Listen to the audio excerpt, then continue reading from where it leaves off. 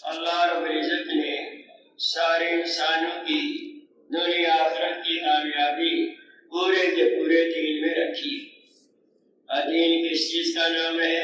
اللہ کے اوامر کو، احکامات کو نبی صلی اللہ علیہ وسلم کی سنت کے مطابق اللہ پاک کی رضا کے لیے پورا کرنا۔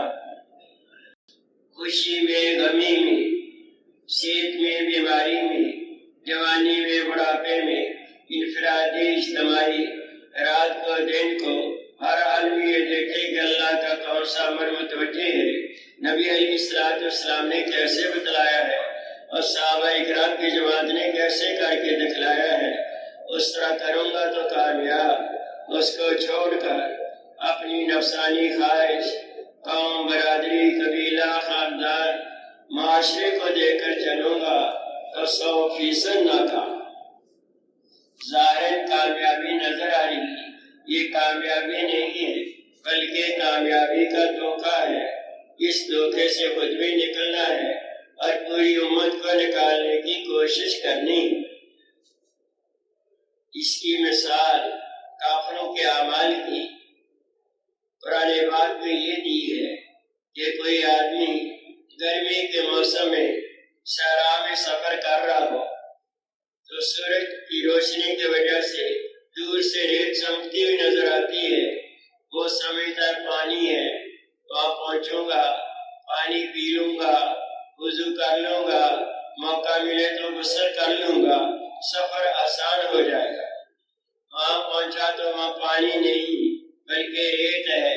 نہیں، یہ میری آنکھوں کا دھوکہ ہے، پانی تو آگے ہے، اور آگے گیا تو وہاں بھی پانی نہیں ہے، وہاں بھی ریت۔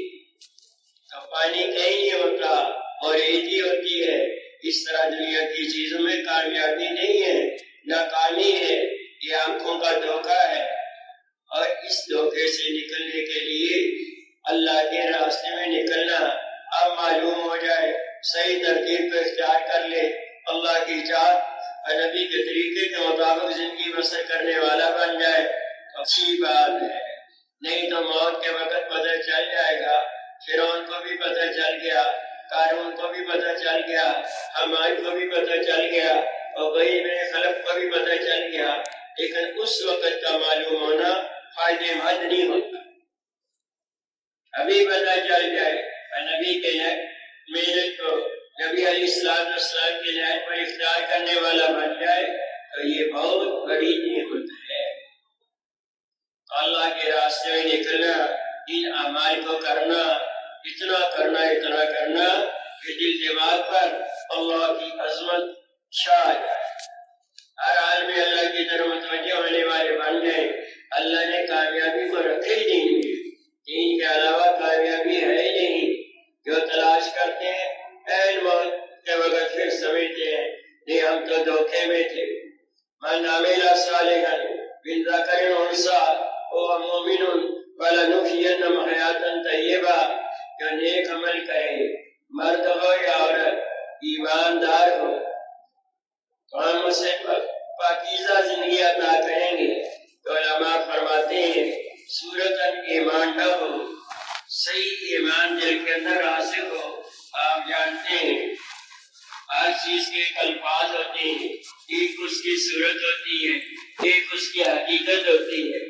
شعر کے الفاظ ہیں، لکھ دو شعر کوئی بھی نہیں ڈرے گا، ایک اس کی صورت بنا کر دیوار پہ لٹکا دو کوئی بھی نہیں ڈرے گا۔ حقیقت میں شعر آ جائے تو بڑے بڑے ڈرتے ہیں۔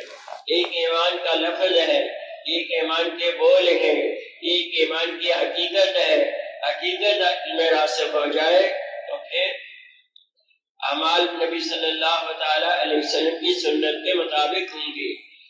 تو علماء فرماتے ہیں معرفت الہیہ کا ادراک ہو، صحیح ایمان دل کے اندر راسخ ہو، جسم سے نکلنے والے اعمال نبی صلی اللہ تعالی علیہ وسلم کی بتلائی ہوئی ترتیب کے مطابق ہوں، تو پھر دنیا میں پاک صاف ستھری زندگی عطا کی جائے گی۔ تو دنیا کی زندگی میں کیا ملے گا؟ رزق حلال، غنائے قلبی، ذکر اللہ میں حلاوت، اصل دل کا غنی ہونا ہے۔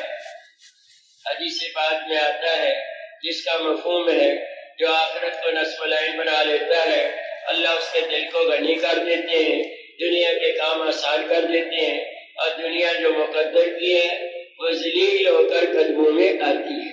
اور جو دنیا کو نصب العین بناتا ہے فقر کو اس کی آنکھوں کے سامنے لے آتے ہیں، کروڑ پتی ہے، کھرب پتی ہے، پوچھو کیا حال ہے تو کہتا ہے برے حال مانگ دیتے ہیں، دنیا کے کام مشکل بنا دیتے ہیں، اور دنیا وہی ملتی ہے جو مقدر کی ہے، اس سے زیادہ ملتی نہیں۔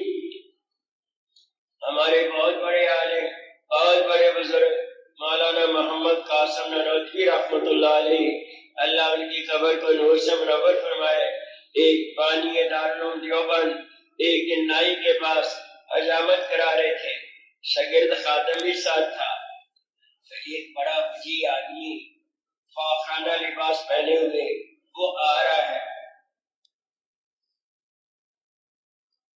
تو بڑا وجیہ آدمی فاخانہ لباس پہنے ہوئے آ رہا ہے، تو مولانا نے اپنے شاگرد سے کہا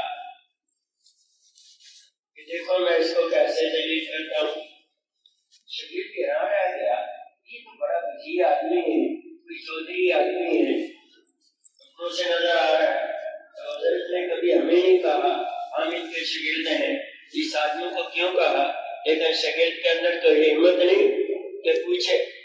وہ آدمی قریب آیا، اس نے سلام کیا، حضرت نے جواب نہیں دیا، چہرے کو پھیر دیا، نائی کے سامنے حجام کے سامنے میز ہوتا ہے جس پہ اس کا سامان ہوتا ہے، وہ دوسری طرف سے آیا، ادھر سے سلام کیا، حضرت نے جواب نہیں دیا، چہرے کو پھیر لیا، پھر ادھر سے آیا، پھر سلام کیا، تو حضرت نے آہستہ سے جواب دیا، کیا بات ہے کیوں آئے ہو، یہ کچھ رقم ہے یہ لے لیں، کہا میں ضرورت نہیں، کہا جہاں ضرورت ہے وہاں استعمال کر لیں، طلباء کو دے دیں، کہا ہمارے طلباء کو بھی ضرورت نہیں ہے، کہا جہاں مناسب سمجھیں وہاں خرچ کروا دیں، کہا اچھا رقم تمہاری ہو اور ہم اس سوچ بھی رہے کہ کہاں مناسب ہے، لے جاؤ خود جا کر تلاش کرو، جہاں مناسب ہے وہاں خرچ کرو۔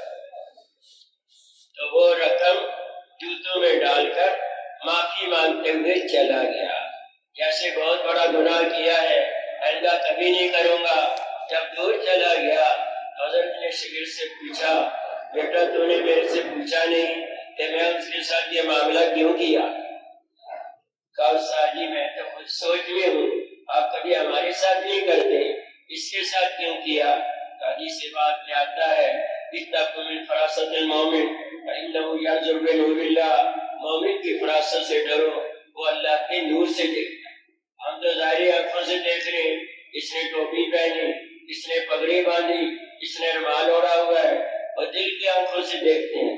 بیٹا جب یہ آ رہا تھا تو یہ اس کی چال کو دیکھا کیسے چل رہا تھا، کبھی دائیں کبھی بائیں، فاخرانہ تکبرانہ انداز سے چل رہا تھا کہ میں جا کر ان کو اس کے دل میں یہ بات تھی کہ میں ان کو رقم دوں گا یہ آسانی سے قبول کر لیں گے، تو میں یہ کہوں گا ایسے آپ ممبروں پر کہتے ہو اللہ سے ہوتا ہے اور اللہ کے غیر سے اللہ کے ارادے کے بغیر کچھ نہیں ہوتا، اور یہ جتنا بنا ہوا نظر آ رہا ہے جو مشاہدے میں ہے، تجربے میں ہے، آنکھوں کے سامنے ہے، آنکھوں سے اوجھل ہے، آسمان کے اوپر ہے، زمین کے نیچے ہے، یہ سارے کا سارا اللہ کا غیر ہے، اور اللہ کا غیر اللہ کے ارادے کے بغیر کچھ نہیں کر سکتا، اور اللہ نے کرنے کے لیے ملک مال عہدہ منصب روپیہ پیسہ سونا چاندی درہم دینار پاؤنڈ ڈالر کسی چیز کو شرط قرار نہیں دیا، کرنے کے لیے نبی علیہ السلام کے اعمال کو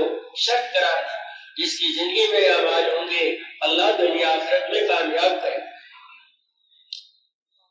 تو میں نے اس کو یہ بات سمجھانی تھی تیرے مال سے نہیں ہوتا، اللہ کے چاہنے سے ہوتا ہے، تیرا مال استعمال ہونے میں اللہ کے امر کا محتاج اور اللہ کا امر تیرے مال کا محتاج نہیں۔ پھر شاگرد کو یہ بتا دیا بیٹا جب آدمی آخرت کو نصب العین بناتا ہے تو اللہ پاک اس کے دل کو غنی کر دیتے ہیں، دنیا کے کام آسان کر دیتے ہیں، اور دنیا جو مقدر کی ہے وہ ذلیل ہو کر قدموں میں آتی ہے۔ تو اصل آخرت ہے، دنیا نہیں ہے۔ الدنیا خلقت لکم وان انکم خلقتم للآخرہ، دنیا کو تمہارے لیے اور تمہیں آخرت کے لیے۔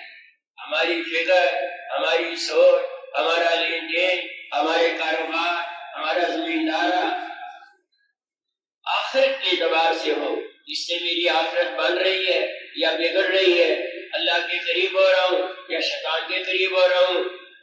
ہر حال میں آخرت کو سامنے رکھ کر چلنا۔ آدمی چاہے ادھر رہا ہو اور دیکھ پیچھے رہا ہو تو اچانک ٹھوکر لگے گی۔ جا رہے ہیں ہم آخرت کی طرف اور دیکھ رہے ہیں دنیا کو، اس لیے ٹھوکریں کھا رہے ہیں۔ اپنے صراط مستقیم پر آئے، سیدھے راستے پر آئے، صحیح اس کی محنت کرے۔ دنیا جو مقدر کی ہے وہ تو مل کر رہے گی، وہ تو کہیں جائے گی۔ ذکر اللہ میں حلاوت محسوس ہوگی۔ آج ہمیں اچھے کھانوں میں، اچھی دودھ پتی چائے میں حلاوت محسوس ہوتی ہے۔ عثمان رضی اللہ تعالیٰ عنہ ایک رات میں، ایک رکعت میں پورا قرآن پاک ختم کرتے ہیں۔ فاطمہ رضی اللہ عنہ عشاء کی نماز پڑھ کر عبادت میں مشغول ہوتی، فجر کی اذان ہو جاتی، باری تعالیٰ تیری راتیں اتنی چھوٹی ہو گئی کہ میری عبادت پوری نہیں، فرائض کو ادا کرتے ہوئے خوشی ہوگی۔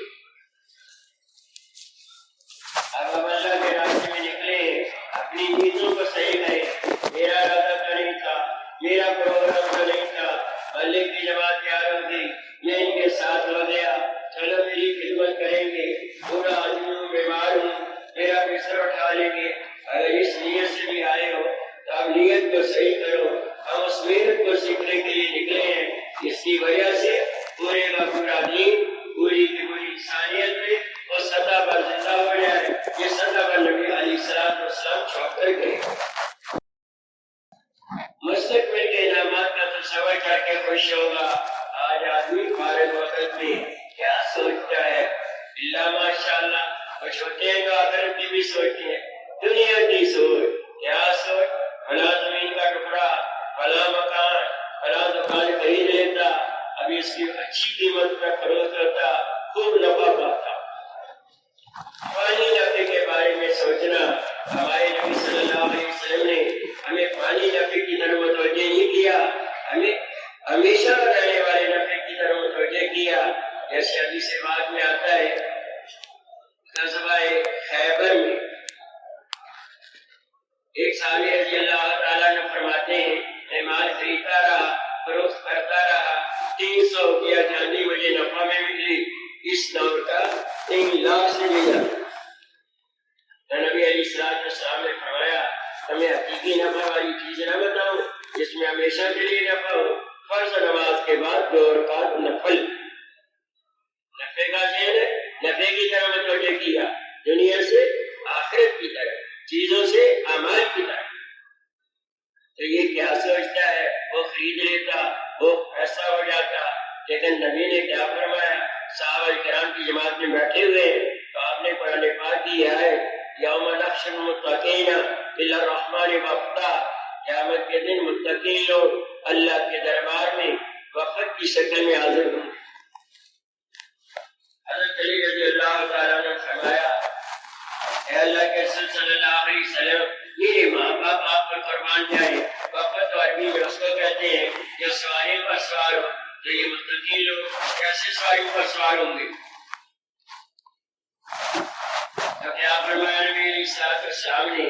قسم اس ذات کی جس کے قبضہ قدرت میں میری جان ہے، متقی جب قبر سے اٹھیں گے تو اونٹ کی طرح کی سفید رنگ کی سواری ہوگی، سونے کا پجامہ ہوگا، زبرد کی لگام ہوگی، اس برق کے پائیدان ہوں گے، اس پر سوار ہوگا، ایک قدم اٹھائے گی، منتہا نظر تک پہنچائے گی، یہاں تک کہ جنت کے دروازے کے سامنے لا کھڑے کرے۔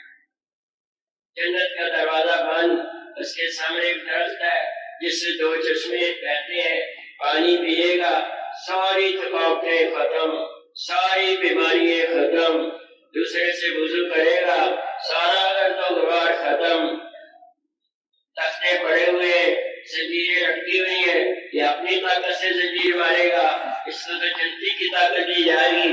پوری جنت میں آواز ہوگی گی، دروازہ رضوان آئیں گے، دروازہ کھولیں گے، خدا کی قسم اگر اللہ نے پہچان نہ کرائی ہوتی تو یہ اس کو سجدہ کرے، اور کہے نہیں نہیں میں تو تمہارا خادم ہوں، جنت کی حوریں اپنے خیموں سے باہر آ جائیں گی،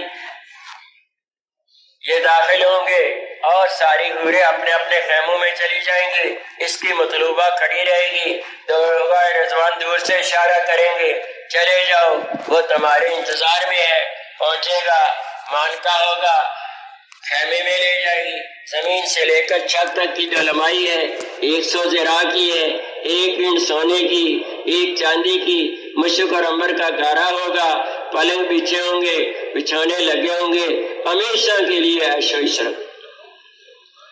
کوئی یہ نہیں کہے گا چلے سے 4 مہینے کر لو، ہر سال 4 مہینے کر لو، ملکوں میں جانے کے ارادے کر لو، کچھ نہیں ہوگا۔ یہاں اعمال ہے، وہاں جزا ہے، وہاں بدلہ ہے، وہاں نعمتیں بے شمار ہے، تو اس لیے موقع ہے محنت کا، ایسی محنت کر لیں کہ اللہ کی ذات کو رحم آ جائے، اللہ نور ہدایت ہمارے دلوں میں داخل کر دیں، تاکہ ہر حال میں اللہ کی چاہت کو نبی کے طریقے کے مطابق پورا کرنے والے بنے۔ بھائی یہ گھٹنوں پر ہاتھ رکھے کر بیٹھے ہوئے دوسری طرح بیٹھے، مہربانی ہوگی، اگر کسی کی کوئی مجبوری ہے نہیں بیٹھ سکتا تو ایک طرف ہو جائے، سب نے نہ بیٹھے۔ تو نور ہدایت کیا ہے؟ نبی علیہ السلام نے ایک دن صحابہ کرام سے فرمایا فَمَن يُرِدِ اللَّهُ أَن يَهْدِيَهُ يَشْرَحْ صَدْرَهُ لِلْإِسْلَامِ، اللہ جب ارادہ کرتے ہیں کسی کے ساتھ ہدایت دینے کا، بھلائی کا ارادہ کرتے ہیں تو اس کے سینے کو اسلام کے لیے کشادہ فرما دیتے ہیں۔ پھر فرمایا إِنَّ النُّورَ إِذَا دَخَلَ الصَّدْرَ انفسخ، نور جب سینوں میں داخل ہو جاتا ہے سینے کو کشادہ کر دیتا ہے۔ تو صحابہ کرام نے پوچھا یا رسول اللہ صلی اللہ علیہ وسلم ہمیں کیا معلوم وہ نور ہمارے سینوں میں داخل ہوا ہے یا نہیں؟ تو نبی علیہ السلام نے 3 علامتیں بتائی، التجافی من دار الغرور والانابت الى دار الخلود والاستعداد الموت قبل نزولہ۔ التجافی من دار الغرور، دھوکے والے گھر سے دل کا بیزار ہو جانا، اور دھوکے والا گھر کون سا ہے؟ دنیا۔ بنانے والا یہ کہہ رہا ہے دار الغرور دھوکے کا گھر، متاع الغرور دھوکے کا سامان، اصل گھر آخرت ہے، دنیا نہیں ہے۔ یہ تو دھوکے کا گھر ہے، لیکن دنیا ہے بہت ضروری۔ کیوں ضروری؟ اس میں رہ کر آخرت کی تیاری کرنی ہے، اس کو کمانا بھی ہے، استعمال بھی کرنا ہے، خرچ بھی کرنا ہے، لیکن اپنی چاہت کے مطابق نہیں۔ کیسے کمانا؟ جیسے نبی نے بتایا، کیسے خرچ کرنا جیسے نبی صلی اللہ علیہ وسلم نے بتایا، تو پھر یہ دین بنے گا، یہ آخرت بنے گی۔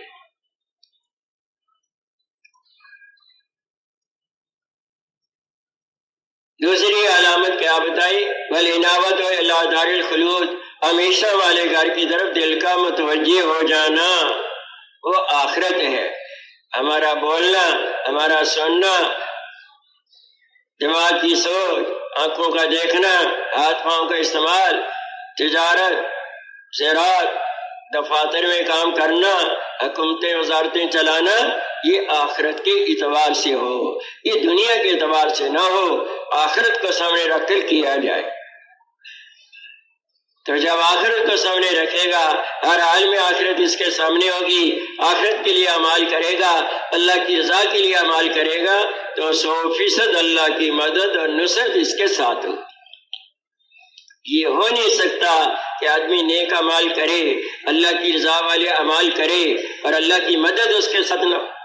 مولانا الیاس رحمۃ اللہ علیہ کا قول ہے جو اللہ کے راستے میں نکل کر اس بات کا شک کرے کہ اللہ کی مدد آئے گی یا نہیں آئے گی، تو یہ آدمی فاسق ہے، فاسق۔ 100% اللہ کی مدد ہے۔ ان تنصروا اللہ ینصرکم ویثبت اقدامکم، اگر تم میری مدد کرو گے، اللہ کی مدد کرو گے، وہ تمہاری مدد کرے گا، وہ تمہارے قدموں کو جمائے گا۔ اور اللہ کی مدد کیا ہے؟ اللہ کے دین کی مدد۔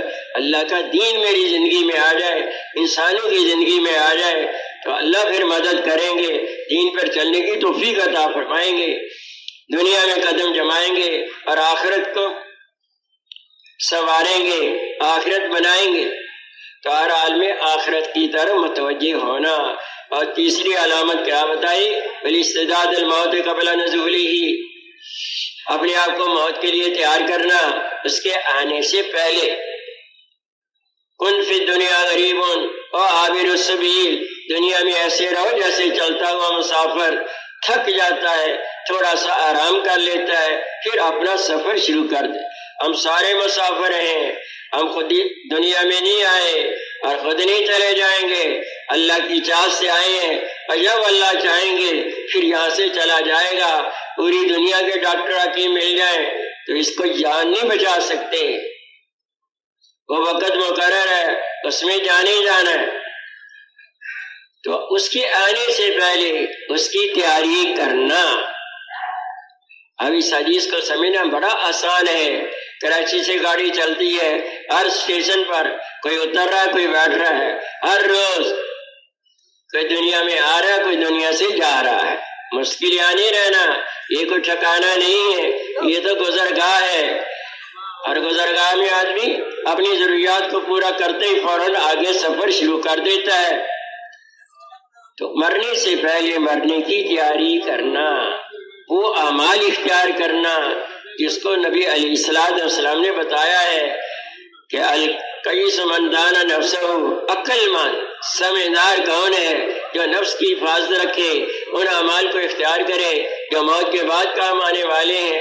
پاگل اور عاجز وہ ہے جو نفسانی خواہشات پر زندگی بسر کرے اور امیدیں اللہ کی ذات پر باندھے۔ اللہ بڑے غفور رحیم ہے، اس میں کوئی شک نہیں، جس کو چاہے معاف کرے، لیکن جبار اور قہار بھی ہے۔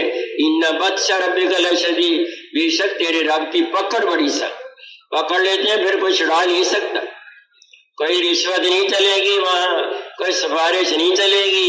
اس لیے ان اعمال کو اختیار کرنا جو موت کے بعد کام آنے والے ہیں۔ تو یہ نور الہی جب دلوں میں آئے گا تو پھر یہ ہو نہیں سکتا آدمی جھوٹ بولے، غیبت کرے، چغلی کرے، بہتان باندھے، بد نظری کرے، دماغ کی سوچ غلط ہو، ہاتھ پاؤں کا استعمال غلط۔ تو ہماری محنت کیا ہے؟ دلوں پر محنت کرنا، ہر غیر کا یقین دل سے نکل جائے۔ ہمارے بزرگ فرماتے ہیں دلوں پر غیر اللہ کی چربی چڑھی، بچپن سے سنتے آئے فلاں سے ہوتا ہے، فلاں سے ہوتا ہے، سونے سے ہوتا ہے، چاندی سے ہوتا ہے، پیسے سے ہوتا ہے، فلاں سے ہوتا ہے۔ اب تبلیغ میں نکل کر پتہ چلا کسی سے کچھ نہیں ہوتا، کرنے دھرنے والی ذات اللہ رب العزت کی ذات۔ اب وہ چربی جو چڑھی ہو وہ کیسے اترے گی؟ آپ نے دیکھا ہوگا قربانی کے موسم پر یا وہ لوگ جو گوشت کرتے ہیں تو بعض جانور بڑے موٹے تازے نظر آتے ہیں، اس میں بڑا گوشت ہوگا، ذبح کیا، چمڑی اتاری تو وہاں چربی چڑھی ہوئی ہے، تو ان کے پاس ہتھیار ہوتے ہیں، چھری اور ٹوکے کے ساتھ اس چربی کو اتارا جاتا ہے۔ لیکن دلوں کی جو چربی ہے یہ چھری ٹوکے کے ساتھ نہیں اتاری جائے گی، یہ لا الہ الا اللہ کی ضرب لگائی جائے گی۔ دن کو محنت ہوگی، ایک ایک کی محنت سماجت ہوگی، ایک ایک کے سامنے کہنا ہوگا اللہ سے ہوتا ہے اور اللہ کے غیر سے، اللہ کے ارادے کے بغیر کچھ نہیں ہوتا، اور نشانہ اپنے دل کو بنانا ہوگا کہ میرے دل میں یہ بات اتر جائے کہ واقعی کرنے والی ذات اللہ رب العزت کی ذات ہے۔ تو نبی صلی اللہ تعالی علیہ وسلم نے صحابہ کرام کے دلوں پر محنت کی تو یہ نور داخل ہو چکا تھا۔ رات کو سو رہے ہیں تو اس وقت بھی آخرت سامنے ہے، ایمانی بول رہے ہیں۔ حارث بن مالک رضی اللہ تعالیٰ عنہ مسجد میں سو رہے تھے، نبی علیہ السلام تشریف لائے، ایڑی لگائی، اٹھایا، کیف اصبحت یا حارث، اے حارث تو نے صبح کیسے کی؟ اصبحت بالایمان، میں نے صبح ایمان کے ساتھ کی ہے۔ فرمایا ہر بات کی کوئی حقیقت ہوتی ہے، تیرے اس قول کی کیا حقیقت ہے؟ دنیا سے منہ کو موڑ لیا، آخرت کی طرف متوجہ ہو گیا، دن کو روزہ رکھتا ہوں، رات کو اللہ کے سامنے قیام کرتا ہوں، اللہ کا عرش میری آنکھوں کے سامنے ہے، جنتیوں کو دیکھ رہا ہوں، ایک دوسرے سے ملاقاتیں کر رہے ہیں اور جہنمیوں کی چیخ و پکار کی آواز کو سن رہا ہوں۔ تو نبی علیہ السلام نے فرمایا تو نے سچ کہا، قد نور اللہ قلبک فالزم، اللہ نے تیرے دل کو نور سے منور کر دیا، ثابت قدم رہنا۔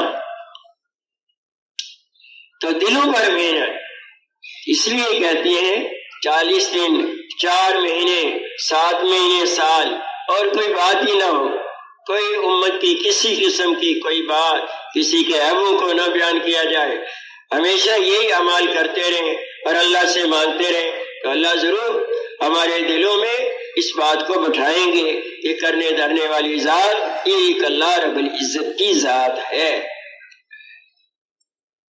اس لیے حدیث پاک میں آتا ہے ان فی الجسد المضغہ اذا صلحت صلح الجسد کلہ واذا فسدت فسد الجسد کلہ الا وہی القلب او کما قال علیہ الصلوۃ والسلام۔ جسم کے اندر ایک گوشت کا ٹکڑا ہے، وہ صحیح ہو جائے تو سارا جسم صحیح، وہ خراب ہو جائے تو سارا جسم خراب۔ خبردار وہ دل ہے، دل۔ لوگ کہتے ہیں نا میرا دل نہیں مانتا کہ میں 4 مہینے کر لوں، میرا دل نہیں مانتا کہ میں اللہ کی چاہت کو پورا کر لوں۔ ہم دل کے بندے نہیں ہیں، ہم تو رب کے بندے ہیں۔ ہم نے دل کی نہیں ماننی، ہم نے تو وہ ماننی ہے جو ہمارے رب چاہ رہے، تو کریں گے انشاءاللہ۔ دوسری چیز تعلیم و تعلم، رات کو بتا دیا تھا، پوری جماعت تعلیم میں بیٹھے۔ اور تیسری چیز ذکر عبادت۔ تو یہ نہیں کہ بچپن میں جو نماز سنی سیکھی تھی وہی 55 تک چلے، نہیں، یہ سنہری موقع ہے۔ اب تو اللہ کا فضل ہے، طلباء کی چھٹیاں ہو گئیں، علماء بھی سال میں چل رہے ہیں، ان سے اپنے الفاظ سیکھو، الفاظ صحیح ہوں، معنی صحیح ہو، توجہ دھیان کے ساتھ نماز پڑھی جائے۔ یہ جو ہمارے بزرگ کہتے ہیں نا 6 صفات 6 صفات، یہ ہر عمل میں آنی چاہیے، صحیح یقین کے ساتھ، اللہ کی رضا کے لیے، نبی صلی اللہ تعالیٰ علیہ وسلم کی سنت کے مطابق، توجہ دھیان کے ساتھ، فضائل کے استحضار کے ساتھ اور نفس کے مجاہدے کے ساتھ۔ تو یہ ایک ایک رکعت میں، ایک ایک رکن میں یہ آئیں گی۔ جیسے آدمی حلوہ بناتا ہے تو اس میں پانی بھی ڈالتا ہے، سوجی بھی ڈالتا ہے، گھی بھی ڈالتا ہے اور کشمش بھی ڈالتا ہے، بادام بھی ڈالتا ہے، چینی بھی ڈالتا ہے، اور یہ 6 کی 6 چیزیں۔ اب جب حلوہ تیار ہو گیا، ایک چمچے میں بھی 6 چیزیں آئیں گی، ایک پلیٹ میں بھی 6 چیزیں آئیں گی، ہر جگہ یہ پہنچیں گی، ہوگا یا نہیں؟ اسی طرح یہ صفات ہر عمل میں، ذکر میں بھی صفات، عبادت میں بھی صفات، اخلاق میں بھی صفات، معاشرے میں بھی صفات، لین دین میں بھی صفات، ہر جگہ یہ آئیں۔ تو نماز کو بنانا، نماز بن گئی تو زندگی بن گئی، ہر حال میں اللہ سے مانگنا، خزانے بھرے ہوئے۔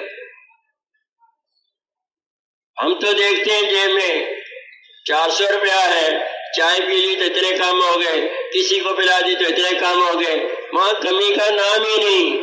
جتنا مانگو اور جب مانگو تو اللہ دینے والے ہیں۔ حدیث قدسی ہے، تمہارا پہلا اور آخری جن اور انسان ایک میدان میں جمع ہو جائے اور ہر کوئی اپنی چاہت کے مطابق مانگنا شروع کر دے، ہر ایک اس کی چاہت کے مطابق دے دوں، تو میرے خزانے میں اس قدر کمی آئے گی جیسے سوئی کے ناکے کو سمندر میں ڈبویا جائے، تھوڑا سا پانی باہر آتا ہے، اس کو کمی نہیں کہتے۔ کبھی سنا ریڈیو میں، اخبار میں کہ کراچی کے سمندر میں کسی نے سوئی ڈبوئی تھی اور اتنی پانی میں کمی آ گئی۔ وہ چاہتے ہیں کہ مجھ سے مانگو، دنیا والے چاہتے ہیں کہ ہم سے مت مانگو۔ اللہ سے نہ مانگا جائے تو ناراض ہوتے ہیں اور دنیا والوں سے مانگا جائے تو ناراض ہوتے ہیں۔ تو فرق ہوا یا نہیں ہوا؟ لیکن ہم تو انہی کے پیچھے جاتے ہیں، آگے پیش آ کی تو فلاں کر دے گا، فلاں سے نہ ہوا تو فلاں کر دے گا۔ کوئی کر نہیں سکتا، ایک ہی ذات ہے کرنے والی، اور وہ اللہ رب العزت کی ذات۔ تو نماز کو بنانا، فرض نماز باجماعت اور سنتے نوافل لمبی لمبی رکعتوں میں پڑھنا، دھیان جما کر جو بھی حاجت آئے اللہ سے مانگنا۔ تو نکلنے کے زمانے میں کون سی حاجت ہے؟ وقت کا بڑھانا، رکعت جماعت کا نکالنا، 100% نمازی بنانا، اپنی جماعت میں محنت کرنا، 5 اعمال کے لیے لوگوں کو کھڑا کرنا، نمازوں کو بنانا۔ نماز بن گئی تو کام بن گیا۔ پھر ذکر ہے، توجہ دھیان سے ذکر کرنا۔ بعض لوگ اجتماعی عمل میں بھی بیٹھے اپنی تسبیحات پوری کر لیتے ہیں، تلاوت پوری کر لیتے ہیں، حافظ ہیں تو تلاوت پوری کر لیں گے، تسبیحات پوری کر لیں گے، سو بھی لیں گے، پھر کیا کہتے ہیں امیر صاحب واقعی جو کہتے ہیں نفس کے خلاف کرو تو بڑا فائدہ ہوتا ہے۔ میرا دل نہیں تھا کہ میں اجتماعی عمل میں بیٹھوں، آپ کے کہنے کی وجہ سے بیٹھ گیا، اللہ نے بڑے کرم کیا، ہدایات بھی سن لی، نیند بھی پوری ہو گئی، تسبیحات بھی پوری کر لی اور تلاوت بھی کر لی۔ تو ایسا نسخہ تو ہمیں بھی بتا دو کہ نیند بھی پوری ہو جائے اور کام بھی ہوتا رہے۔ نہیں، توجہ دھیان سے وقت مقرر کر کے باوضو ہو کر اتحیات کی شکل میں قبلہ رخ بیٹھ کر تسبیحات کو پورا کرنا۔ کوئی بوڑھا ہے، کوئی بیمار ہے، اتحیات میں نہیں بیٹھ سکتا، جس آیت میں بیٹھے چاہے بیٹھے، لیکن توجہ دھیان سے ذکر کرے، اللہ کا دھیان نصیب ہو جائے، یہ بہت بڑی نعمت ہے۔ دکانوں میں، مارکیٹوں میں لکھا ہوتا ہے احتیاط سے چلنا، کیمرے کی نگاہ دیکھ رہی ہے، کیمرے کی نگاہ فیل ہو سکتی ہے، اللہ کی ذات کی نگاہ نعوذ باللہ من ذالک کبھی فیل نہیں ہو سکتی۔ اللہ کا دھیان نصیب ہو جائے تو پہاڑ کا رہنے والا، صحرا کا رہنے والا بھی جھوٹ نہیں بولے گا، رات کے اندھیرے میں بھی جھوٹ نہیں بولا جائے گا، اور اللہ کا دھیان نصیب نہیں تو بیت اللہ کے اندر بھی کیا ہوا ہے حج عمرے کے لیے، وہاں بھی جھوٹ بول لے گا۔ عبداللہ بن عمر رضی اللہ تعالیٰ عنہ جا رہے ہیں، ایک آدمی جنگل میں بکریاں چرا رہا ہے، اپنے ساتھیوں سے کہا اس کا امتحان لیتے ہیں، اس سے کہا ایک بکری دے دو، ذبح کریں گے، پکائیں گے، خود بھی کھائیں گے، تمہیں بھی کھلائیں گے۔ اس نے کہا میرا تو روزہ ہے، کہا کوئی بات نہیں، افطار کے وقت کھا لینا۔ کہنے لگا بکریاں میری نہیں ہیں، میرے آقا کی ہیں، کہا کوئی بات نہیں، آقا سے جا کر کہہ دینا ڈیڑھی آیا تھا ایک بکری لے گیا۔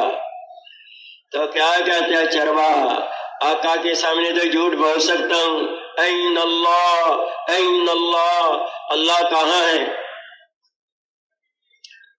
تو عبداللہ بن عمر رضی اللہ تعالیٰ عنہ اتنے خوش ہوئے، یہ جنگل کا چرواہا بھی یہ کہہ رہا ہے این اللہ، اس کو خریدا، آزاد کیا، اور جب اس واقعے کو بیان کرتے تھے تو مزے لے کر فرماتے تھے، وہ چرواہا بھی یہ کہہ رہا تھا این اللہ این اللہ۔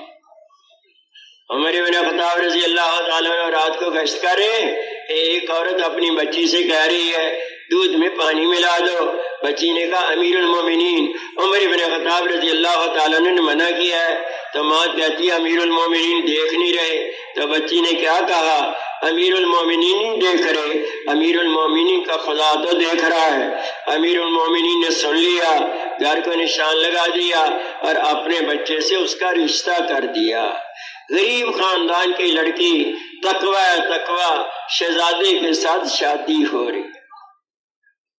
تو ہر حال میں اللہ کی ذات کا خوف، اللہ کا دھیان نصیب ہو جائے، اس لیے توجہ دھیان سے ذکر کرنا، ویسے بھی کرتے رہو لیکن یہ تسبیحات کو صحیح ترتیب کے ساتھ کرنا۔ ذکر ایک ایسی عبادت ہے آدمی کھڑے کھڑے، بیٹھے بیٹھے، لیٹے لیٹے کر سکتا ہے، وضو کے ساتھ کر سکتا ہے، بغیر وضو کے کر سکتا ہے، اور جتنا کرے اس کی کوئی یاد نہیں، لیکن تسبیحات کو توجہ دھیان کے ساتھ تاکہ اللہ کا دھیان نصیب ہو جائے۔ پھر چوتھی چیز خدمت، اپنی خدمت، امیر صاحب کی خدمت، جماعت میں کوئی بوڑھا ہے تو اس کی خدمت، کوئی بیمار ہے تو اس کی خدمت، جس مسجد میں گئے امام صاحب کی خدمت، امام صاحب کے لیے قادیہ دو، ان کے لیے چادر بچھا دو، ان کے سر پہ تیل لگا دو، مسجد کی خدمت، مسجد کی صفائی کر دو، صفوں کو صحیح بچھا دو۔ اور بعض جگہ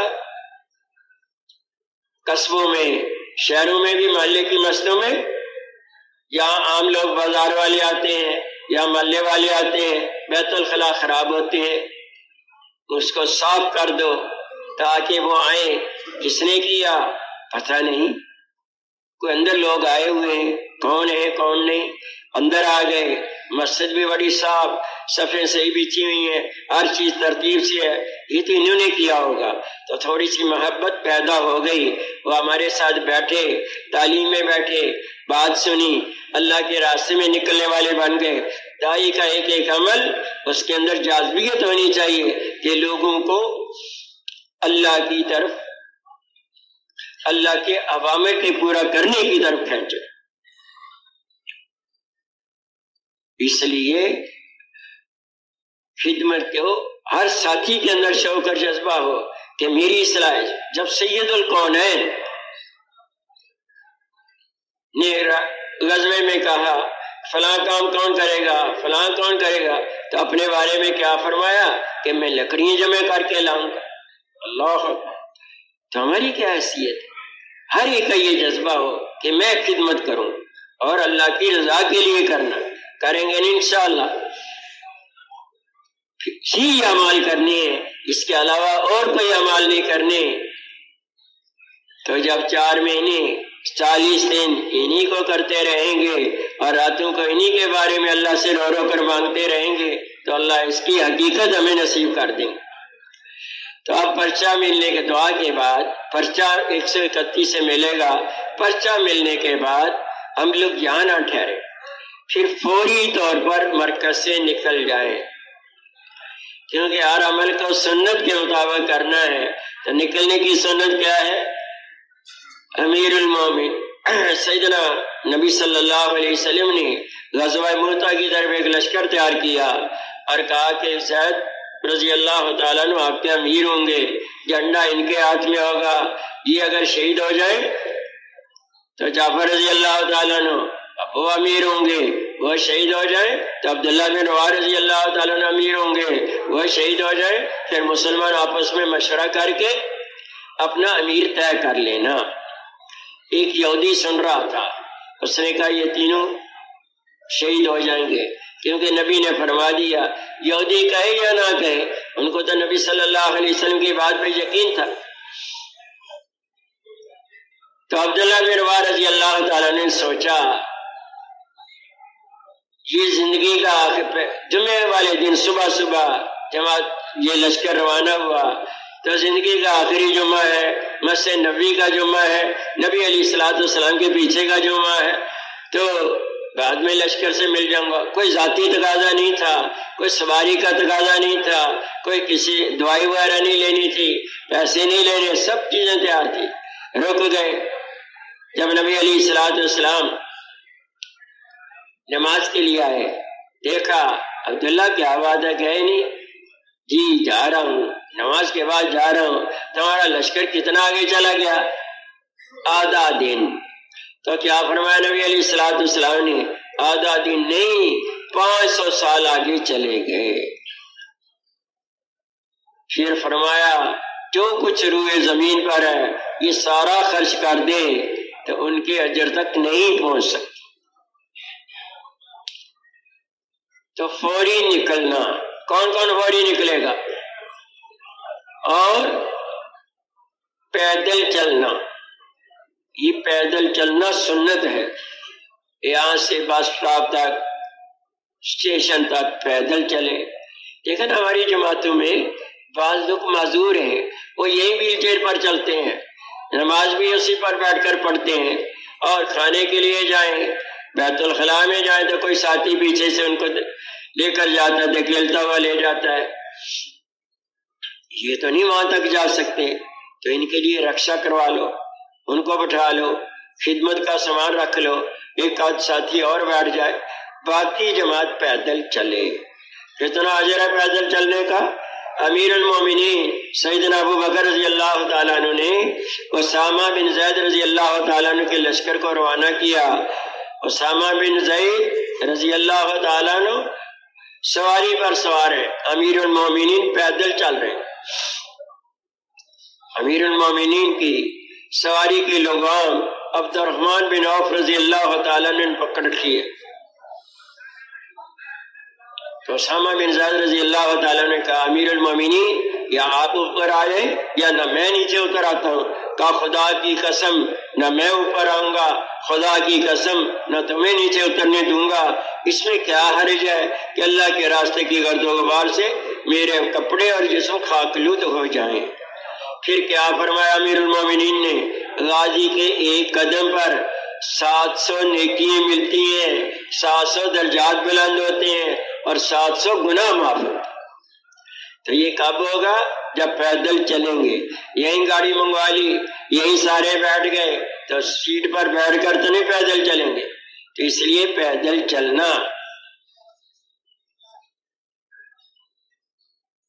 پھر بس اسٹاپ تک پہنچ گئے، اسٹیشن پہنچ گئے، گاڑی آنے میں دیر ہے، گاڑی تیار ہونے میں دیر ہے، فوراً تعلیم کا حلقہ لگا لو اور مسافروں کو بھی شامل کرو، توجہ دھیان سے تعلیم کرو، ڈرائیور سے بات کرو، کنڈکٹر سے بات کرو، ہم نے آپ کے ساتھ سفر کرنا ہے، 2 چیزوں کا لحاظ رکھنا ہوگا، ایک گانے بجانے والا آلہ استعمال نہیں کرنا، اور نمبر 2 نماز کے لیے گاڑی کو روکنا۔ وہ بھی کہہ دیتے ہیں، پہلے بھی جماعتیں جاتی رہتی ہیں، ہم دونوں چیزوں کا اہتمام کرتے ہیں۔ اللہ آپ کو جزائے خیر عطا فرمائے، اللہ آپ کی جوانی میں برکت دے، کاروبار میں برکت دے۔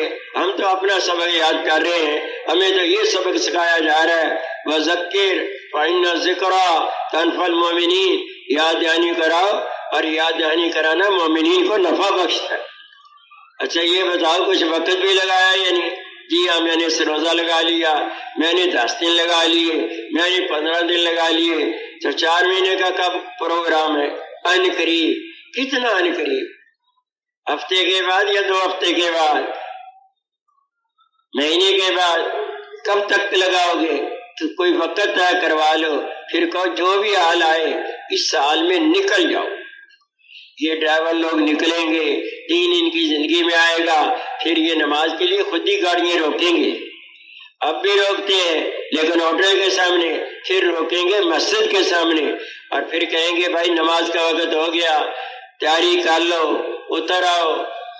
اور جتنے لوگ ان کی وجہ سے نماز پڑھیں گے ان کو بھی اجر ملے گا، اور ان کو بھی اجر ملے گا، اور آپ کو بھی اجر ملے گا۔ الدال علی الخیر کا فاعلی، نیکی کی طرف دلالت کرنے والا، بلانے والا ایسا جیسے نیکی کرنے والا۔ ایک ہے اپنی نماز پڑھ لی، ایک ہے کہ دوسروں کی نماز کا بھی اجر حاصل کر لے۔ تو ان سے بات کرنا، کنڈکٹر سے بات کرنا، یہاں سے ساہیوال جماعت جا رہی تھی عربوں کی، اپنی ویگن انہوں نے کرائی، سارے جماعت والے تھے، صرف ڈرائیور تھا اور کنڈکٹر تھا، یہ بات کرتے رہے، راستے میں عصر کی نماز پڑھی، انہوں نے ارادے کی، عصر کی نماز پڑھنے کے بعد ساری جماعت سوار ہو گئی، ڈرائیور بھی سوار ہو گیا، کنڈکٹر کو کوئی دوست ملا، اس سے بات کر رہا تھا، بات کرتے کرتے گر گیا اور وہیں انتقال ہو گیا۔ آخری نماز پڑھ لی، آخری اس نے ارادہ کر لیا، ہو سکتا ہے اللہ کے یہاں یہی قبول ہو جائے، یہ اس کی بخشش کا سامان بن جائے۔ کسی کو چھوڑنا نہیں، کسی کو چھیڑنا نہیں، ہر ایک کو پیار محبت سے دعوت دینی۔ پھر گاڑی تیار ہو گئی، سامان رکھو، سنت کے مطابق سوار، اور بیٹھتے ہی سفر کی دعا، گاڑی کی دعا اور مسنون دعائیں پڑھ لو۔ جو ٹرین پہ جا رہے ہیں تو یہ تو ڈرائیور سے بات نہیں کر سکتے، کرنی بھی نہیں چاہیے، انہوں نے تو اپنے اسٹیشن پر گاڑی روکنی ہے، اور ہر اسٹیشن پر روکتے بھی نہیں، ان کی تو وہ منزلیں طے ہوتی ہیں۔ اس لیے ہمارے بزرگ کہتے ہیں کہ یا مقیمین کے کمرے میں نمازوں کے اوقات لکھے ہوئے ہیں، جتنی نمازیں ہمیں راستے میں آ رہی ہیں وہ اوقات نوٹ کر کے لے جاؤ، کب وقت داخل ہوتا ہے اور کب وقت ختم ہوتا ہے، تاکہ ہمیں آسانی رہے۔ بعض لوگ ایسے ہوتے ہیں ابھی تک زندگی میں ٹرین کا سفر نہیں کیا، پہلے ان کو سب بوڑھے ہوتے ہیں، بیمار ہوتے ہیں، پہلے ان کو سوار کرو پھر خود سوار ہو جاؤ، زیادہ رش ہے تو 6 کی جوڑی بنا لو، 2 کمروں میں داخل ہو جاؤ، اندر جا کر اپنی سیٹوں پر بیٹھ جاؤ، سامان رکھ کر سیٹوں پر بیٹھ گئے، فوراً دعائیں پڑھ لو اور دعوت دینا شروع کر دو۔ سفر میں دعوت دینا سنت ہے۔ نبی صلی اللہ تعالی علیہ وسلم نے جب مکہ مکرمہ سے مدینہ طیبہ ہجرت کی تو حضرت سعد رضی اللہ تعالیٰ عنہ آپ کے راہبر تھے، رکوبہ گاڑی کے نیچے سے جب گزرے تو حضرت سعد رضی اللہ تعالیٰ عنہ نے فرمایا یہ قریب کا راستہ ہے، لیکن قبیلہ بنی اسلم کے 2 ڈاکو رہتے ہیں جن کو مہانان کہا جاتا ہے۔ نبی علیہ الصلوۃ والسلام نے فرمایا کوئی بات نہیں، میں تو یہی راستہ اختیار کروں گا۔ جب ان ڈاکوں کے قریب پہنچے تو ایک ڈاکو نے نبی علیہ الصلوۃ والسلام کو دیکھ کر دوسرے ڈاکو سے کہا یمانی آ گیا۔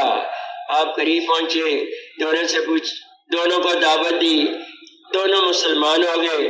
پوچھا تم کون ہو؟ کہنے لگے نحنو مہانان، ہم وہ 2 ہیں جن کی اہانت کی گئی، معاشرے میں ہمیں ذلیل سمجھا جاتا ہے، ہماری بات کی کوئی پرواہ نہیں کی جاتی۔ نبی علیہ الصلوۃ والسلام نے فرمایا نہیں، انتما مکرمان، تم وہ 2 ہو جن کو عزت دی گئی، تم ہجرت کر کے ہمارے پاس مدینے میں آ جانا۔ تو سفر میں دعوت دینا سنت ہے، تو کون کون سفر میں دعوت دے گا؟ اب یہ باس والے یہ تو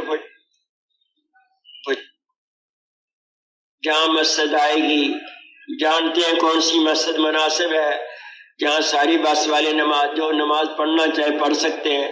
بعض بسوں میں سارے جماعت والے ہوتے ہیں، سب نہیں پڑھنی ہوتی ہے، لیکن ٹرین والے تو اس کا نہیں کریں گے۔ جیسے وقت داخل ہو جائے وضو کرو، اذان دو، پھر لوگوں سے پوچھو آگے جو اسٹیشن آ رہا ہے کتنی دیر گاڑی رکے گی، اور وہ اسٹیشن جو آ رہا ہے وہ بھی نماز کے وقت میں آ رہا ہے، ایسا نہ ہو اسٹیشن تو آ رہا ہے لیکن نماز کا وقت ہی نکل جائے۔ تو وقت میں آ رہا ہے تو پھر وضو کر لو اور نیچے اتر کر 2 رکعت پڑھ لو، نہیں تو اندر ہی اذان کہہ کے 2 3 کھڑے ہو کر نماز پڑھو۔ نماز بھی پڑھنی ہے، ارکان بھی پورے کرنے ہیں، لیکن مختصر، زیادہ لمبی نہیں کرنی، اس لیے کہ ہماری وجہ سے دوسرے مسافروں کو تکلیف نہ پہنچے۔ بوڑھے ہوتے ہیں، شوگر کے مریض ہوتے ہیں، پیشاب کی تکلیف ہے، اب ایک ہی لباس پہنا ہوا ہے وہ خراب ہو جائے تو ظاہر ہے اس کی اذیت ہوگی۔ مستورات ہوتی ہیں، ان کے ساتھ بچے ہوتے ہیں، ان کو ٹوائلٹ میں لے جانا، ہماری وجہ سے کسی مسلمان کو تکلیف نہ ہو، اس کا اہتمام کریں گے نا۔ اب پہنچ گئے، اپنا سامان اتارو۔ مومن نہ دھوکہ دیتا ہے نہ دھوکہ کھاتا ہے، یہ نہیں کہ اپنا چھوڑ آئے کسی کا لے آئے پھر رائیونڈ میں آ کر پوچھتے ہیں اس کا کیا کریں۔ اپنا سامان دیکھو، نیچے اتر کر پھر دیکھ لو کوئی زائد تو نہیں لے آئے، کوئی چھوڑ تو نہیں آئے، اور یہاں سے گیس کا چولہا لے کر نہیں جانا، جہاں جاؤ گے تمہارا انتظام ہو جائے گا۔ اب خوب رو رو کر اللہ سے مانگو اور مسافروں کو بھی شامل کرو۔ اے اللہ اس شہر کو، اس بستی کو نبی صلی اللہ تعالی علیہ وسلم کی بستی کا، شہر کا نمونہ بنا دے، ان کے مردوں کو، ان کی عورتوں کو، ان کے بچوں کو، ان کی بچیوں کو وہ جذبات عطا کر دے جو ان کے جذبات تھے۔ ہم مٹتے ہیں تو مٹ جائیں، جس دین کو نبی علیہ الصلوۃ والسلام لے کر آئے ہیں وہ مٹنے نہ پائے۔ خوب اللہ سے مانگنا، پھر نظروں کی حفاظت کرتے ہوئے مسجد میں جانا اور بستی کی دعا پڑھ لو۔ اب مسجد کے قریب پہنچ گئے تو تھوڑے سے آداب بیان کر لو، یا پہلے ہی آداب بیان کر لو، دعا سے پہلے کر لو۔ اب مسجد کا دروازہ بند، کیونکہ آپ لوگ سارے ایک جگہ تو نہیں جا رہے، مختلف جگہوں پر جا رہے ہیں۔ اب گزرنے والے سے پوچھو چابی کس کے پاس ہے؟ یہ چابی سامنے دکاندار سے پوچھے، ہو سکتا ہے اس کے پاس ہو۔ اس سے پوچھا، جی ہاں چابی میرے پاس ہے۔ یہ لوگ بڑے خوش ہوتے ہیں، اللہ والے آ گئے، ہم بھی بیٹھیں گے، اعمال میں شرکت کریں گے، ہم تو نکل نہیں سکتے اپنی مجبوری کی بنیاد پر، لیکن ان سے بات سنیں گے۔ آ گیا، دروازہ کھولا، سامان کہاں رکھیں؟ بعض مساجد میں کمرے بنے ہوتے ہیں اور بعض لوگ جماعت کے لیے خاص ایک کمرہ خاص کر دیتے ہیں، بناتے ہی ہیں جماعت کے لیے، جی یہ کمرہ ہے، سامان رکھ لیا۔ کوئی کمرہ نہیں، مسجد میں ایسی جگہ سامان رکھو کہ سامان بھی سامنے ہو اور ترتیب کے ساتھ رکھ کر چادر سے ڈھانک دو، ہمارے سامان کی وجہ سے کسی نمازی کو تکلیف نہ ہو، کسی کو ٹھوکر نہ لگے۔ خدمت کا سامان باہر رکھو، فوراً وضو کر کے 2 4 رکعت نفل پڑھ لو اور مشورے کے لیے بیٹھ جاؤ۔ تو سب سے پہلے 2 ساتھی خدمت کے لیے مقرر کر لو، پہلے سے مقرر ہے تو ان کو کوئی جلدی سے اپنا کام شروع کر دو۔ ہمارے فہم و گمان میں یہ بات نہ ہے کہ یہاں پرانے بہت ہیں، کوئی نہ کوئی تو اکرام کرے گا، نہیں، اپنا جان مال وقت لگائیں گے پھر دین کی قدر آئے گی۔ اب معذر صاحب سے پوچھیں، دکاندار سے پوچھیں کہ یہاں اور بھی لوگ ہیں تبلیغ والے؟ جی ہاں، یہاں تو بہت لوگ ہیں۔ تو ابھی ملاقات کرا سکتے ہو؟ نہیں، ابھی یہاں نہیں ملیں گے، کچھ تو رائے جوڑ میں چلے گئے، وہ بھی سنا کل دعا ہو رہی ہے، کل آ جائیں گے۔ جو یہاں موجود ہیں وہ گھروں میں نہیں ہیں، وہ تو بازار میں ہیں۔ بازار کتنا دور ہے؟ 10 کلومیٹر دور ہے۔ کوئی رکشہ، کوئی ٹیکسی مل جاتی ہے کرائے پر، کوئی موٹر سائیکل، جی ہاں وہ تو مل جاتے ہیں، لیکن آپ تھکے ہوئے آئے ہو، آپ تھوڑا آرام کرو، میں چائے لاتا ہوں، چائے پی لو۔ اسی لوگ خود ہی اثر کو آ جاتے ہیں اور یہ اعمال کرتے ہیں۔ ہماری مسجد میں بہت اعمال ہیں، نہیں کوئی بات نہیں، ہم نے ان کے پیچھے جانا ہے، اور زانا جاتے ہیں، دنیا کے لیے جاتے ہیں، اور ہم نے ایک دفعہ جانا ہے اور دین کے لیے جانا ہے۔ جانا چاہیے یا نہیں جانا چاہیے؟ ان کے پیچھے جانا، وہاں پہنچو گے بہت سے لوگ ملیں گے ایسے، جماعت کو دیکھتے خوش ہو جائیں گے، واہ واہ جماعت آ گئی، اللہ کی رحمت آ گئی۔ ہم تو سوچ رہے تھے کہ اللہ کی مدد آ جائے، ہمارے یہاں 3 جماعتیں تیار ہیں، ایک نکل گئی ہے تو بالکل تیار ہے، چلو آپ بھی کوشش کرو، ہم بھی کوشش کرتے ہیں، آپ کا بھی حصہ ہو جائے گا، نہ کہ جماعت نکل جائے۔ میرے بارے میں کیا خیال ہے؟ آپ کو یہاں گشتے کراؤں یا میں چلا جاؤں؟ کیونکہ وہاں بھی لوگ ہیں، میں وہاں ملاقات کرا تھا۔ بہت اچھا، آپ وہاں چلے جائیں۔ ایک آدمی ملا، میرے علم میں نہیں تھا کہ آج جماعت نے آنا ہے، میرا کسی کے ساتھ وعدہ ہے، اس سے کچھ لین دین کرنا ہے، میں جیسے ہی فارغ ہو جاؤں گا میں آپ کے پاس آ جاؤں گا۔ ٹھیک ہے، کوئی بات نہیں۔ بعض ایسے ملیں گے، مسجد میں آئیں گے، صف اول میں نماز پڑھیں گے، تکبیر اولیٰ کے ساتھ نماز پڑھیں گے، لیکن ہم سے نہیں ملیں گے۔ سلام کرو تو جواب دے دیں گے، سلام نہ کرو سلام بھی نہیں کریں گے، مصافحہ بھی نہیں کریں گے۔ 4 مہینے لگے ہوئے ہیں، 7 مہینے لگے ہوئے ہیں، سال لگا ہوا ہے، کوئی حالات آ گئے، گھر میں بیماری، خود بیمار ہو گئے، بچوں کی طرف سے حالات آ گئے، پڑوسیوں کی طرف سے حالات آ گئے، رشتہ داروں کی طرف سے حالات آ گئے، اور بعض دفعہ تبلیغ والوں کی طرف سے حالات آ جاتے ہیں، کاروبار میں کمی آ گئی، تو اب وہ تبلیغ سے تھوڑا سست ہو گئے۔ کوئی بات نہیں، ہم ان کے پاس جائیں، اللہ توفیق دے تو ہدیہ لے جائیں، کوئی مٹھائی، کوئی پھل لے گئے۔ حاجی صاحب اللہ کے فضل و کرم سے، آپ کی دعاؤں کی برکت سے جماعت آئی ہے۔ ایک ہی علاقے کی جماعت ہے وہ بتا دو، رائمنڈ میں جماعت بنی ہے وہ بتا دو، پھر جماعت کی نوعیت بتا دو، اتنے طلباء ہیں، اتنے علماء ہیں، اور ایک تاجر صاحب ہیں، زمیندار ہیں، فلاں، جو ہے صحیح بات بتاؤ۔ یہ نہیں کہ تبلیغ کا کام کر رہے ہیں، ادھر ادھر کی بات کر دی۔ ہمارے ساتھ ڈاکٹر صاحب ہیں، وہ کہتے ہیں اچھا مجھے ذرا بخار ہے، چیک کریں، جی معاف کرنا میں تو ڈاکٹر نہیں ہوں۔ ایسی بات کہنے کی ضرورت نہیں، یہ وہ محنت ہے جو سچائی کے ساتھ چلے گی۔ جھوٹ تو کہیں بھی نہیں بولنا، یہاں نکل کر جھوٹی بات کرنا یہ تو بالکل ٹھیک نہیں۔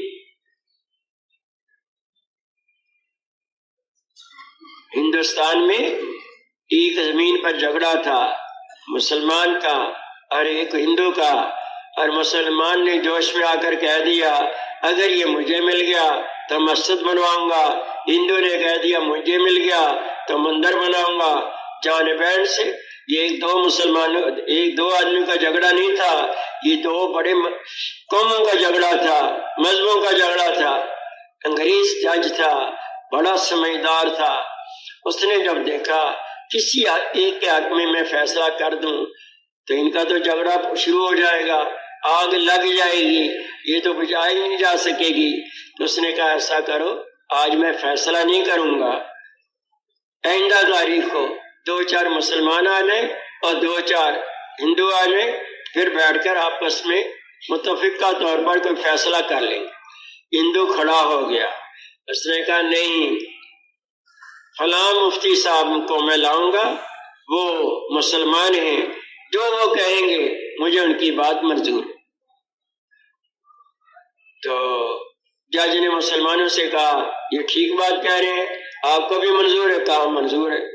باہر نکلے تو اس ہندو پر غصے ہونے لگے، کبھی مسلمان بھی تمہارے حق میں فیصلہ کرے گا، تمہارے حق میں رائے دے گا، اور مسلمان بڑے خوش، یہ زمین تو ہمیں مل جائے گی، بڑا انتظام، مٹھائیوں کا، یہ وہ، ہم جیت جائیں گے۔ فیصلے والے دن بڑے مسلمان گئے، ہندو بھی گئے کچھ۔ تو جج صاحب نے کہا اس ہندو سے، وہ مفتی صاحب کون ہے بتاؤ تو صحیح۔ تو مفتی الہی بخش صاحب رحمۃ اللہ علیہ، مولانا الیاس رحمۃ اللہ علیہ کے خاندان میں سے تھے، اوپر کے لوگوں۔ ہاں جی مفتی صاحب، یہ زمین کس کی ہے؟ تو مفتی صاحب نے کہا یہ زمین ہندو کی ہے۔ تو جج نے کیا کہا؟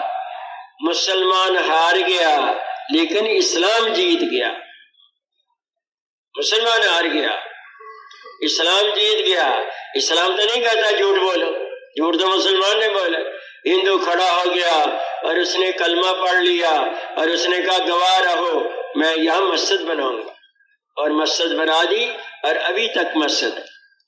تو ہر جگہ سچ بولنا، یہ نہیں کہ میرا رشتہ دار ہے، میری جماعت کا ہے، میری قوم کا ہے، میری برادری کا ہے، جو حق پر ہے اس کی بات کرو۔